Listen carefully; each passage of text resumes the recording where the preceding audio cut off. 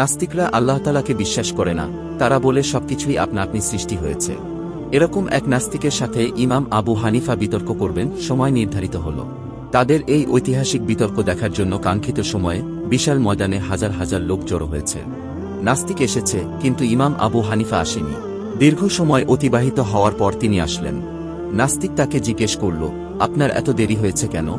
ইমাম সাহেব বললেন, ভাই, আমি নদী পার হওয়ার জন্য ঘাটে এসে দেখি কোনো নৌকা নেই। হঠাৎ দেখলাম একটি গাছ ভেঙে তক্তা হয়ে আপনা আপনি একটার সাথে আরেকটা লেগে নৌকা তৈরি হল। সেই নৌকা আমাকে নদী পার করে দিল, তারপর আসলাম। নাস্তিক বলে, আপনি তো উন্মাদ পাগল, আপনার সাথে কি বিতর্ক করব? মিস্ত্রি ছাড়া আপনা আপনি কি কোনো নৌকা তৈরি হয় নাকি? তখন ইমাম আবু হানিফা বললেন, তাহলে আকাশ জমিন আর চন্দ্র সূর্য কি কোনো স্রষ্টা ছাড়াই আপনা আপনি তৈরি হয়েছে? এই কথা শুনে নাস্তিক তার ভুল বুঝতে পারল এবং পরাজয় স্বীকার করল।